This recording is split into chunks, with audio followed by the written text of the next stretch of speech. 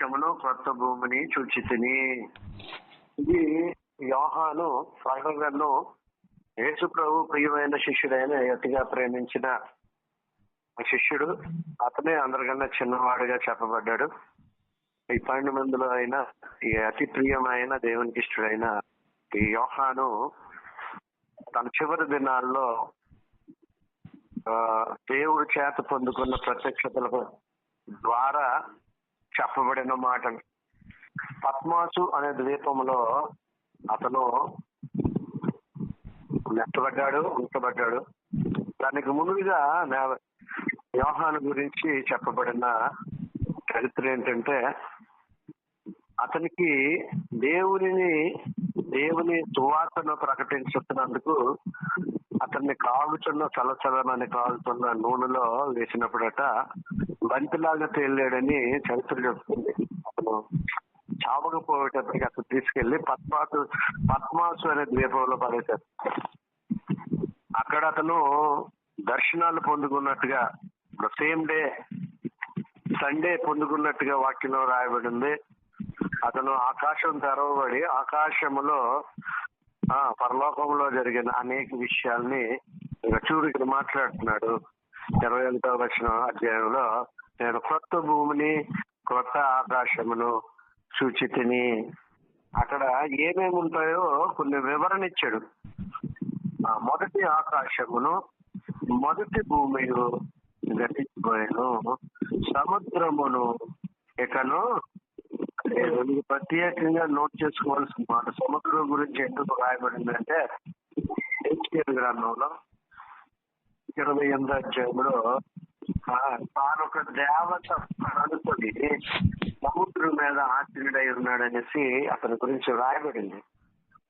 మన యొక్క దేవతల్లో ఒక దేవతకి ఒక దేవుడికి ఈ గెటప్ ఉంటుంది. చూడండి, అబ్జర్వ్ చేయండి. ఒక పెద్ద ఆదిశేషుడు అంటారు. మన బైబిల్లో ఏమని రాయబడిందంటే ఘట సర్పము ఆది సర్పం అన్నాడు. మొదటి నుంచి ఆది సర్పం అని ఎందుకు అన్నాడంటే, మొదటి నుంచి ఉంది. భూమి తయారు చేయబడిన తర్వాత దేవుడు సృష్టించిన కెరూబు తర్వాత సర్పముగా మార్చబడినట్టుగా మనకి బైబిల్ చదివిస్తుంది. అతను దాని మీద పడుకున్నట్టుగా హెచ్కేల్ గ్రంథం 28వ అధ్యాయంలో సముద్రం గురించి రాయబడి ఉంది. ఇప్పుడు 21:2లో నేను నూతనమైన యెరూషలేము పరిశుద్ధ పట్టణము తన భర్త కొరకు అలంకరింపబడిన పెండ్లి కుమార్తె వలె సిద్ధపడి పరలోకమందున్న దేవుని యొద్ద నుండి దిగివచ్చుట చూచితిని. మనల్ని ఏమంటారు? పెండ్లి కుమార్తె అంటారు. సంఘాన్ని, సార్వత్రిక సంఘం అంటే ప్రపంచంలో ఉన్న అన్ని సంఘాలు కలిపి ఎవరైతే యేసు ప్రభు రక్తంలో కడబడి రక్షణ పొందుకొని దేవుని బిడ్డలుగా మలచబడ్డారో వాళ్ళందరూ వధువు సంఘము అంటారు. అంటే పెండ్లి కుమార్తె అంటే మనందరము పెండ్లి కుమార్తెలుగా ఉన్నాము. ఆయన దేవుని యొక్క పెండ్లి కుమారుడుగా ఉన్నట్టుగా మనకి కనబడతా ఉంటది. చనిపోయి తిరిగి లేచిన తర్వాత మనుషులు, లేకపోతే ఆయన రెండవ రాకడలో వచ్చిన వారు ఎత్తబడి పరదేశంలో ఉంటారు. అక్కడ ఎలా వస్తారట? ఆ పరదేశంలో ఉన్నప్పుడు ఆకాశము నశిస్తుంది, భూమి నశిస్తుంది, కానీ పరలోకం మాత్రం అలాగే ఉంటది. అర్థమైందా? అంటే ఎత్తబడిన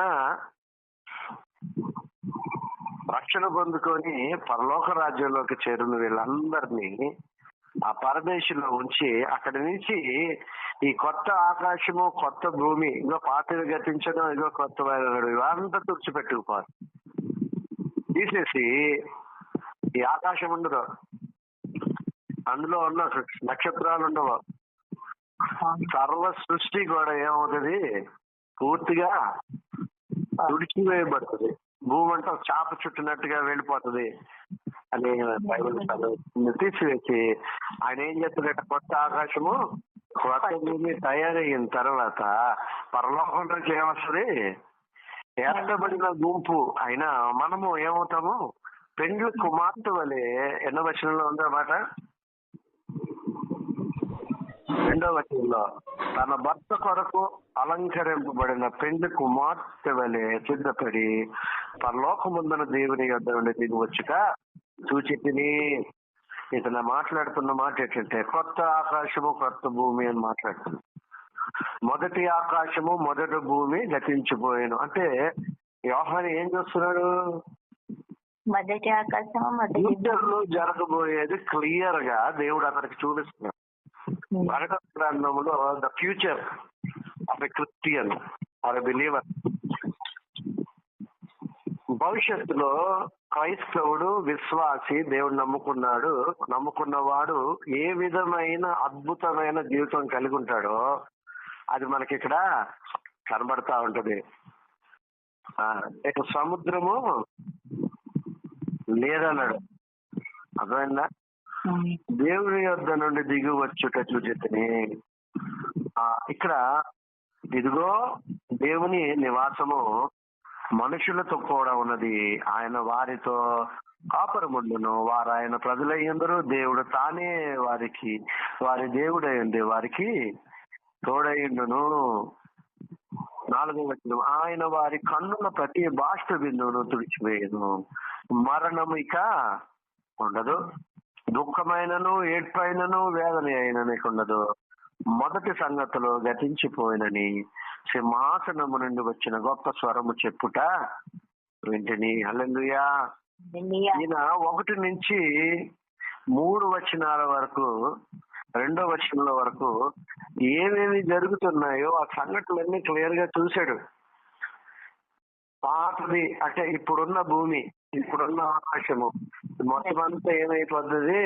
తుడిచిపెట్టుకుపోతుంది. చాలా ఇంపార్టెంట్. 4వ వచనము 3వ వచనము, అప్పుడు ఇదిగో దేవుని నివాసం మనుషులతో కూడా ఉన్నది, ఆయన వారితో కాపురముండును. ఇది దేవుని యొక్క ప్రణాళిక. మానవులను సృష్టించుకున్నప్పుడు వాళ్ళు మనం దేవునితో సహవాసం కలిగాలని మన ఆదికాండం 1వ అధ్యాయంలోనే మనకి 1, 2, 3 అధ్యాయాల్లో మనకు క్లియర్ గా కనబడుతుంటది. ప్రతిరోజు దేవుడు ఏం చేసేవాడట? సహవాసం కలిగి ఉండేవాడు. సహవాసం కలిగి ఉండడం వలన కానీ అప్పటికే ఏమైపోయింది భూమి?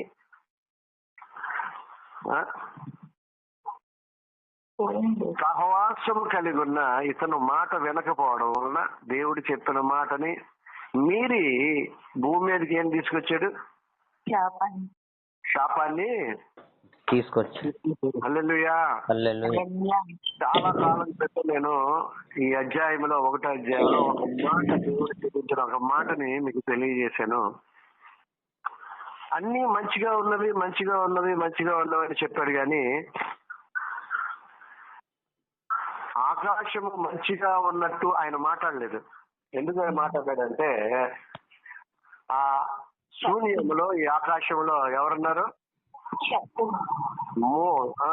ఈ యొక్క చీకటి శక్తులు, త్రోయబడిన దేవదూతల గుంపంతా కూడా, ఈ త్రోయబడిన కోట్ల దేవదూతలన్నీ కూడా 3 వంతు పరలోకం నుంచి బయటకు వచ్చినట్టుగా దేవుడు గెంటు వేసినట్టుగా మనకు కనబడతాయి. అన్ని శూన్యంలో ఉన్నాయి.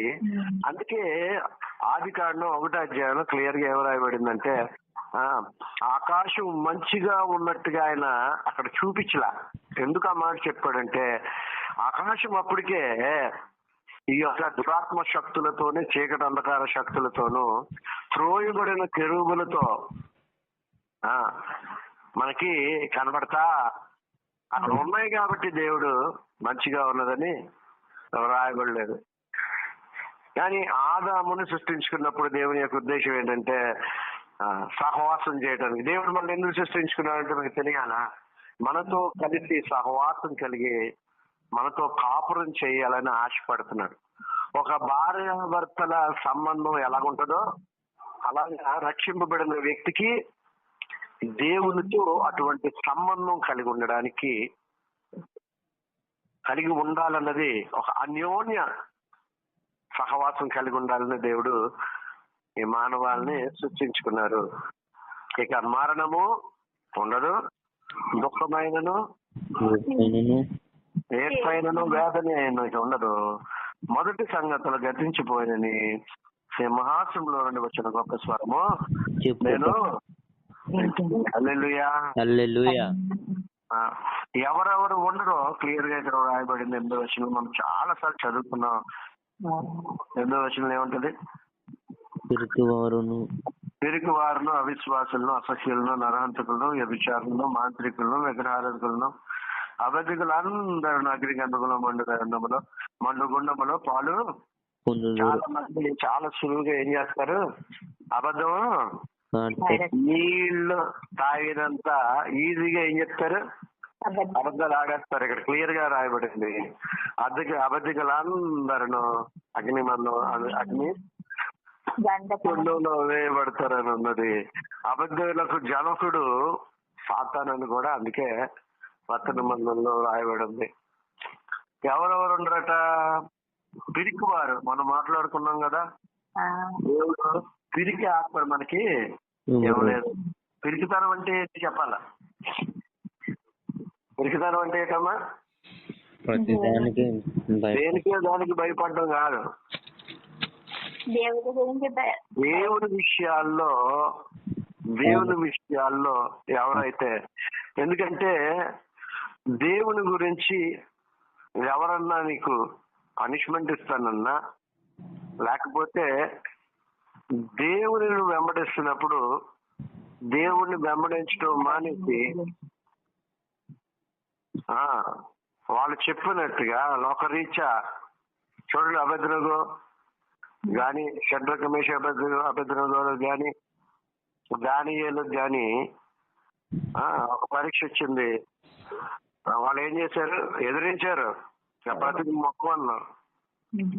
దేవుని కొరకు నిలబడతారు అన్నమాట. ఎట్టి పరిస్థితుల్లోనే ప్రాణవన్నీ ఇచ్చేస్తారేమో గాని దేవుణ్ణి విడిచిపెట్టరు. దేవుణ్ణి విడిచిపెట్టేయమంటే వాళ్ళు విడిచిపెట్టరు. తీసేసుకో ప్రాణం, తీసేసుకో పర్వాలేదు అంటే. పిరికి ఆత్మ అంటే భయపడి దేవుని వైపు ఉండకుండా మనుషులకు భయపడిపోయి మనుషుల మాటకు విలువ ఇవ్వడమే పిరికితనం అంటే. యేసు ప్రభు బిడ్డగా ఉండి ఎవరన్నా సరే యేసు ప్రభుని విడిచిపెట్టే, లేకపోతే నేను చంపేస్తామంటే ధైర్యంగా నిలబడి నాకు చంపినా పర్లేదు, అది పిరికి ఆత్మ అంటే అది. అంతేగాని అది చూసి ఇది చూసి భయపడడం కాదు. పిరికి ఆత్మను మనకి ఇవ్వలేదంటే దాని అర్థం ఏంటంటే క్లియర్ గా రాశాడు అక్కడ. ఏ ఆత్మని ఇచ్చాడట? ప్రేమ, శక్తి, ఇంద్రియ నిగ్రహము గల ఆత్మని ఇచ్చాడు. అంటే సెల్ఫ్ కంట్రోల్ ఉంటది, ప్రేమ ఉంటది, శక్తి ఉంటది మనలో. పిరికి ఆత్మ అంటే దేవుని గురించి నిలబడలేని. చూడండి, చాలా మంది చూసారా, ఇప్పుడు చివరి దినాల్లో జరిగేది ఏంటంటే అబద్ధ ప్రవక్త సాతాను తానే సరే యెరూషలేము కట్టబడుతుంది, ఆల్రెడీ ప్లాన్ ఉంది. యెరూషలేము కట్టబడిన తర్వాత అక్కడ 3వ మందిరం కట్టబడుతుంది. అక్కడ సాతాను తానే దేవుణ్ణని చెప్పి తను మొక్కమంటాడు. మొక్కకపోతే వాళ్ళకి ఏముండదు, రేషన్ చల్లం. మనం ఈ ఆధార్ కార్డు, ఈ పాన్ కార్డు, ఇవన్నీ కూడా ఏంటో తెలుసా, అందరి ఇన్ఫర్మేషన్ వాళ్ళ దగ్గరికి వెళ్ళిపోతుంది. సో ఎవరైతే ముద్ర వేయించుకుంటారో వాళ్ళకి మాత్రమే ఏమి ఇవ్వబడుతుంది? అది దేవుని కొరకు తిండి గురించి కానీ ఇంకో దాని గురించి కానీ అమ్ముడైపోవడం,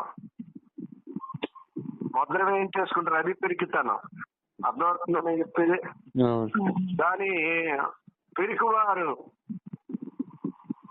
పరలోక రాజ్యంలో చేరని. హల్లెలూయా. పూర్వము ఎలాగుండేదో ప్రవక్త యెషయా ప్రవక్త తన 11వ అధ్యాయము 8వ వచనంలో కొన్ని విషయాలు, 8వ వచనమే కాదు, ముందు నుంచి కూడా మనం చదువుకున్నాం. తీయండి, 8వ వచనమే కాదు, ఇంకా ముందు నుంచి యెషయా 11వ అధ్యాయము తీయండి. హల్లెలూయా. ఈ యెషయా గ్రంథము 66 అధ్యాయాలు ఉంటాయి. 66 అధ్యాయాల్లో 66 పుస్తకాలకు సంబంధించిన అనేక విషయాలు ఇందులో నిక్షిప్తమైనట్టుగా పండితులు చెప్తా ఉంటారు. యెషయా గ్రంథము, యెషయా ప్రవక్తకి దేవుడు అద్భుతమైన ప్రత్యక్షతలు ఇచ్చినట్టుగా మనకు కనబడుతుంటారు. 11వ అధ్యాయం నేను చదువుతున్నాను, కొన్ని విషయాలు వినండి. హల్లెలూయా. 6వ నుంచి చదువుతున్నాను, చూడండి.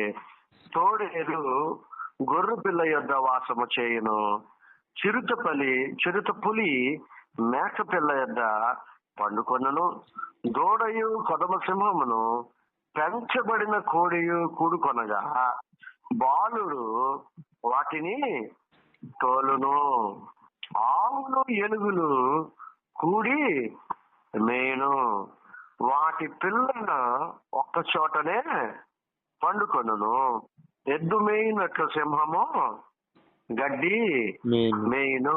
హల్లెలూయా. ఈ మాట మీరు జ్ఞాపకం చేసుకోవాలి. సింహం ఏం చేస్తుందట? గడ్డి మేస్తుందంట. గడ్డి మేస్తుందంటే దీనికి మీకు అర్థం అవ్వాలా? ఆదాముకు ముందు జరిగినది ఏంటో తెలుసా? ఏ జంతువు కూడా మాంసాహారము తిన్నట్టుగా, రక్తాన్ని చిందించినట్టుగా మనకి కనపడదు. హల్లెలూయా. పాత దేవుడు సృష్టించినప్పుడు మొదటి వచనము ఆదికాండం 1వ అధ్యాయం 1వ వచనంలో ఉన్నమాట, భూమి ఆకాశములను దేవుడు సృజించెను అన్నప్పుడు మొత్తం భూమి అంటే భక్తుడు ఏం చెప్తున్నాడంటే అది నివాస యోగ్యముగా సృష్టించాడు. అంటే మొదటిలో ఉన్నప్పుడు క్రూర జంతువులు అని ఇప్పుడు చెప్పబడేవన్నీ కూడా సాధు జంతువులుగానే ఉండేవి. గడ్డి తినేది. సింహం ఏం తినేదట? గడ్డి. అంటే ఎప్పుడైతే పాపము ఆదాము ద్వారా ఎంటర్ అయిందో కలిసి ఉన్న ఈ జంతువులన్నీ ఏమైపోయి, లేడికి పులిని చూస్తే భయం, సింహాన్ని చూస్తే ఆవుకి భయం, ఏం చేస్తుంది? కొట్టుకొని తినేస్తుంది. నేనంత క్లియర్ గా ప్రవక్త ద్వారా దేవుడు మొదటి స్థితి ఏమైందో అది మనకి చూపిస్తున్నాడు ఇక్కడ. ఆవులు ఎలుగులు చూడండి, ఇక్కడ 2వ వచనము 7వ వచనము, ఆవులు ఎలుగులు అంటే ఎలుగు బండులు కూడి మేయును, వాటి పిల్లలు ఒక్క చోటనే పండుకొనును. అంటే ఆవు దోళ్ళు ఎలుగు వంటి పిల్లలు కూడా అన్ని కలిసి, ఇప్పుడు ఆ పరిస్థితి ఉందా అంటే ఈ యొక్క పాపముతో నింపబడిన ఆదాము ద్వారా ఈ లోకంలో వచ్చిన పాపముతో నింపబడిన ఈ ప్రపంచం అంతా కూడా ఏమైపోయింది? హింసకి, బలత్కారానికి లోనైపోయినట్టుగా ఉంది. కానీ మొదట జరిగిన సృష్టిలో మరి సృష్టి దేవుడు చేశాడంటే మనం ఈజీగా చెప్పొచ్చు. దేవుడు సృష్టి చేసినప్పుడు ఏమన్నాడో తెలుసా? అది మంచిదిగా ఉండడం చూచాను అన్నాడంటే సింహం వెళ్ళి ఆవును చంపుతుందా? అలాగ చంపేలాగా దేవుడు సృష్టిస్తాడు ఒకసారి ఆలోచిస్తే ఖచ్చితంగా దేవుడు అలాగా సృష్టించలేదు అని మనకి దీన్ని బట్టి మనకి అర్థం అవుతుంది. ఇప్పుడున్న పరిస్థితిని బట్టి, అంటే ఇటువంటి పరిస్థితిని దేవుడు సృష్టించాడంటే సృష్టించలేదు. ఈ వాక్యాన్ని మనం జ్ఞాపకం చేసుకోవాలా. 7వ వచనంలో ఇవన్నీ కలిసి ఏం చేసాయట? కలిసి ఉండేవి. చిన్న వీటిని తోలుకెళ్తున్నాడని ఎంత క్లియర్ గా వాడబడిందో. దూడయు కొదమ సింహమును పెంచబడిన కోడియు కూడుకొనగా బాలుడు వాటిని తోలును, చిరుతపులి మేకపిల్ల యొద్ద పండుకొనును. మేకపిల్లల్ని చెప్పుకున్నారు, ఇప్పుడు పడుకుంటారా? పడుకుంటే అది రోజు చికెన్ బిర్యానీ అయిపోతుంది అంటే. కారణం ఏంటంటే దేవుడు సృష్టించినప్పుడు ఈ యొక్క హింసాత్మకమైన పరిస్థితి లేదు. కానీ ఎప్పుడైతే పాపము ఈ భూమి మీదకి ఎంటర్ అయిందో ఆ జంతువుల్లో కూడా ఏమొచ్చేసింది? క్రూరత్వము వచ్చేసింది. బలమైన ప్రాణులు బలహీనమైన ప్రాణుల్ని మరి సృష్టి చేసినప్పుడు దేవుడు ఆవుని సింహం తినటానికి అలా సృష్టి చేశారా? చాలా మంది అనుకుంటారు. చాలా మంది నేను అనుకునేవాడిని ఏమంటే మనకి ఆహారంగా దేవుడు వీటిని ఇచ్చాడు, అందుకనే కోడిని తీసుకుని తింటాం, మేకను కోసుకొని తింటాం. లేకపోతే ఒక జంతువుని చంపడం అన్నది దేవుడి సృష్టిలో లేదు. ఎందుకంటే దేవుడు అటువంటి జీవహింస చేయించే విధంలో సృష్టి చేయలేదు. మరి ఎందుకు ఇది జరుగుతుంది అంటే పాపం ఎప్పుడైతే వచ్చిందో ఈ భూమి మీదకి ఆటోమేటిక్. అందుకే దేవుడు ఏం చెప్పాడు? కొత్త ఆకాశము, కొత్త భూమి, కొత్త ఆకాశంలో ఏమవుతుందంటే ఏమవుతుంది? ఇవన్నీ జరుగుతాయి. ఏదైతే మొదట 1వ అధ్యాయం 1వ వచనంలో దేవుడు సృష్టిలో చేసినవన్నీ కూడా చూడండి. పాలు కుడుచు పిల్ల, పాలు తాగే పిల్లట నాగుపాము పుట్ట యొద్ద ఆట్లాడును. హల్లెలూయా. చూసారా? పాము కంటి పాపన తన వేలుతో ముట్టుకొని క్లియర్ గా రాయబడింది. పాలు తాగే పిల్ల పుట్ట దగ్గరికి వెళ్ళిపోద్ది. ఈ రోజుల్లో పిల్లల్ని ఇందాక నేను ఒక పోస్ట్ చూశాను. ఆ ఇంటి గేట్ ఎలాగ వస్తుందంటే ఆ గేట్ ఇలా పైకి లేచిపోతుంది,